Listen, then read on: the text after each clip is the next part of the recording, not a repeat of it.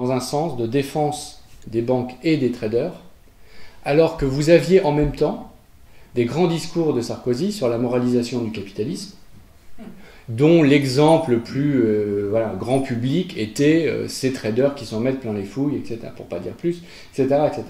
Eh bien, la réalité des positions de négociation de la France, c'était le contraire de ce que disait Sarko dans les estrades. Et parce qu'à un moment donné, à la fin de la négociation, il ne restait plus que 3 États qui n'avaient pas encore donné leur accord pour ce compromis équilibré, l'Allemagne soutenant la proposition initiale des 50-50, eh bien, le Royaume-Uni a accepté, il a dit « Ok, on y va ».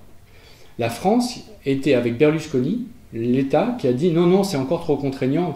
Et quand la France a transposé cette directive disant « Il faut que ce soit équilibré », elle a remplacé « équilibre » par « approprié ». Alors là, un rapport approprié, je pense que chacun peut interpréter les choses. Voilà. Baudouin Pro interprétera le mot approprié en disant bah voilà, 10 fois c'est très approprié parce que c'est comme ça que je veux que ce soit. Et donc on est passé de 50-50 à équilibré et en France à approprié. Ce qui fait que l'année dernière, les bonus, enfin, les rémunérations variables des dirigeants étaient des banques jusqu'à 5 fois leur fixe. Et quand vous mettez 2 plateaux de la balance et qu'il y en a un qui mettait 5 kg et l'autre mettait 1 kg, franchement, appeler ça équilibré, voilà, c'est pas possible. Donc on mène maintenant tout un combat au Parlement pour voir comment on peut faire pression sur la France si jamais le gouvernement ne change pas, et évidemment si le gouvernement change, ce qu'on espère quand même, faire en sorte de changer le droit français pour revenir au moins au droit européen. Parce que là, en quelque sorte, la France fait du dumping réglementaire par rapport au droit européen. Donc c'est un exemple simple des combats qui sont les miens et les nôtres au Parlement européen. Je ne sais pas si j'ai le temps d'en donner un deuxième peut-être. Donc un deuxième qui est un tout petit peu plus complexe, mais je pense que on va prendre le temps de l'expliquer, sur un produit financier qui s'appelle les CDS. Alors qu'est-ce que les CDS ? Ce sont des produits d'assurance. Donc, qui vous assurent contre quoi ? Qui vous assure pas vous personnellement, mais qui assure les banques contre le risque de faillite, soit d'une entreprise, soit d'un État.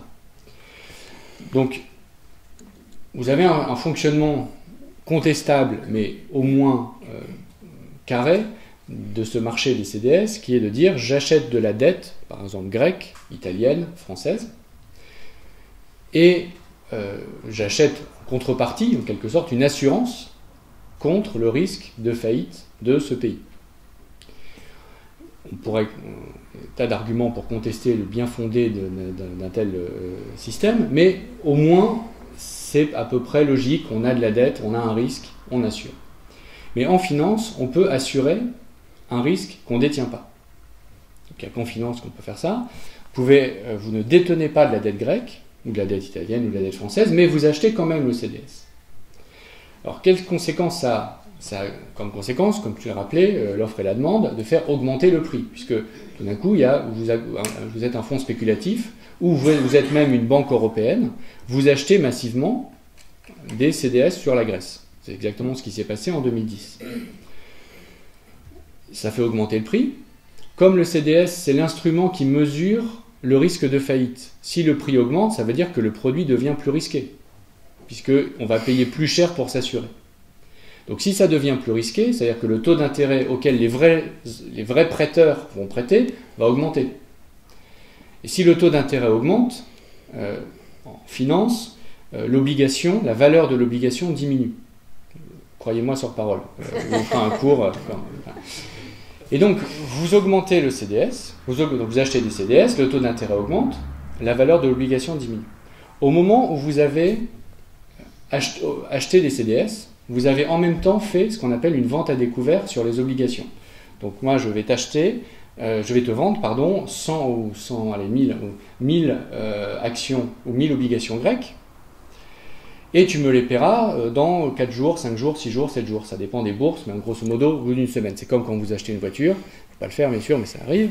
Vous achetez une voiture, vous la livre plusieurs semaines plus tard. Bon, une vente à découvert, c'est je vends, tu me donnes l'argent tout de suite, évidemment, mais je te livre le titre dans une semaine.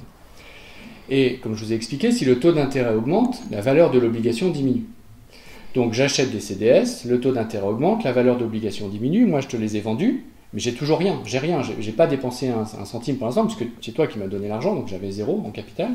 Et une semaine après, quand l'opération a fonctionné, c'est-à-dire que la valeur de l'obligation a diminué, j'achète vraiment les obligations sur le marché pour te les livrer, avec l'argent que tu m'as déjà prêté. Enfin, que tu m'as pas prêté, puisque tu m'as donné, puisque tu les as achetés. Donc avec 0, très peu d'argent pour acheter les CDS. La valeur des CDS, c'est comme acheter une maison et acheter la police d'assurance. Enfin, c'est à peu près le même rapport, donc il ne faut pas beaucoup d'argent à la base. Eh bien, vous avez spéculé, donc vous avez fait augmenter le taux d'intérêt, vous avez gagné de l'argent sur l'obligation, parce qu'évidemment, vous l'avez acheté moins cher que la valeur initiale. Et quand vous avez réalisé cette opération, à la fin, vous débouclez tout, c'est-à-dire que vous revendez le CDS, et comme vous le revendez plus cher que vous l'avez acheté, vous avez gagné sur le premier marché, vous avez gagné sur le deuxième marché. En attendant, le taux d'intérêt de la Grèce a considérablement augmenté, générant une situation difficilement soutenable. Donc c'est une des mesures vraiment déterminantes qui a nourri la spéculation sur la dette grecque au printemps 2010. Et c'est quelque chose qu'on a interdit. C'est vrai que c'est un combat personnel que j'ai mené, puisque j'étais le responsable de la négociation sur ces sujets-là en Europe, pour le Parlement européen. Au départ, la Commission européenne n'était pas favorable à l'interdiction des CDS à nu, donc de pouvoir faire ce que je viens de vous dire. Il y avait deux États qui étaient favorables, l'Autriche et l'Allemagne. La France était courageusement neutre. Le Royaume-Uni était évidemment contre, au nom de l'efficience des marchés, il faut que tout ça circule tout le temps, partout, voilà. Et finalement, à force de conviction, et aussi parce que, à l'été 2011, il s'est passé la spéculation sur l'Italie, qui a remis une couche sur, quand même, on ne peut pas laisser faire ça, et qui a basculé notamment l'Italie et l'Espagne dans le camp de ceux qui ont dit bon, ben maintenant de toute façon on était menacés, maintenant on est sous la vague, donc autant essayer d'empêcher que ça continue. Et finalement on a réussi à trouver une majorité d'États pour soutenir cette mesure, et cette mesure elle entrera en vigueur, elle est en vigueur depuis je crois hier, puisque j'ai signé le texte avec le président du Parlement européen et le ministre danois mercredi à Strasbourg. Et c'était le temps que ça rentre en vigueur au journal officiel de l'Union européenne, ça devait être aujourd'hui, je pense d'ailleurs, et elle entre en vigueur aujourd'hui progressivement pour une extinction finale de ces contrats en novembre. Parce qu'il faut signer tous les décrets, vous imaginez, dans 27 droits pour transposer ça.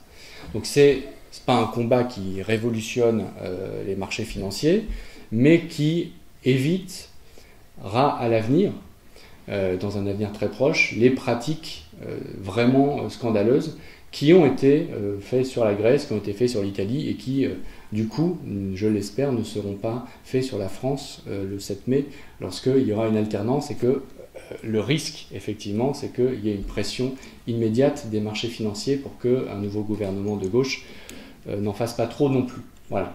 Donc, c'est deux exemples de combats qu'on mène et de réalité du débat politique européen sur ces questions. Je pourrais vous en parler pendant des heures et des heures.